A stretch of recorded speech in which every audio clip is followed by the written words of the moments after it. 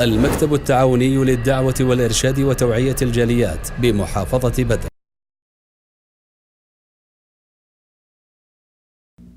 আলহামদুলিল্লাহ সালাতু আসসালামু আলা রাসূলিল্লাহ ওয়া বাদ। সুপ্রিয় দর্শক ও শ্রোতা বন্ধুগণ, দোয়ার ক্ষেত্রে অতি গুরুত্বপূর্ণ একটি সুন্নত রয়েছে, যে সুন্নত আমরা অনেকে জানি না এবং এর প্রতি আমলও করি না, অথচ যে সুন্নতটি বাস্তবায়ন করে দোয়া করলে আল্লাহ রাব্বুল আলামিন দোয়া কবুল করেন। ইমাম আহমদ, নাসাই, আবু দাউদ সহিহ সনদে হাদিস বর্ণনা করেছেন আনাস রাদিয়াল্লাহু আনহু থেকে।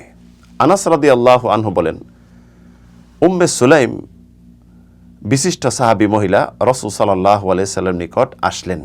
আসার পরে বললেন, ইয়া রাসূলাল্লাহ, আল্লিমনি কালিমাতিন আদউ বিহিন্না, আমাকে এমন কিছু শব্দ শিক্ষা দিন যে শব্দ দিয়ে আমি আল্লাহর কাছে আহ্বান করব, দোয়া করব, আল্লাহর কাছে আমার মনোবাসনা পেশ করব। তখন রাসূল সাল্লাল্লাহু আলাইহি সাল্লাম তাকে শিক্ষা দিলেন, বললেন, তুসাব্বিহিনা আল্লাহ আযজা ওয়া জাল্লা আশারান, অর্থাৎ তুমি 10 বার সুবহানাল্লাহ পড়বে। ওয়া তাহমাদিনাহু আশারান, এবং 10 বার আলহামদুলিল্লাহ পড়বে। ওয়া তুকাব্বিরিনাহু আশারান, 10 বার আল্লাহু আকবার পড়বে।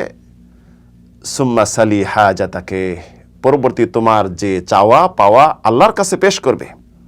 তখন আল্লাহ রাব্বুল আলামিনের পক্ষ থেকে আওয়াজ আসবে, কাদ ফাআলতু, কাদ ফাআলতু, অর্থাৎ ইস্তাজাবতু, ইস্তাজাবতু, আমি তোমার দোয়াকে কবুল করলাম, তোমার দোয়াকে কবুল করলাম।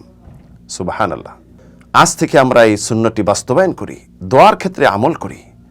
আমরা যখন দোয়া করব 3টি শব্দ আগে পেশ করব, সুবহানাল্লাহ, আলহামদুলিল্লাহ, আল্লাহু আকবার, 10 বার 10 বার পেশ করার পরে আল্লাহ রাব্বুল আলামিনের কাছে দুনিয়া আখিরাতের যত কল্যাণ আমাদের প্রয়োজন সব কিছু চাবো।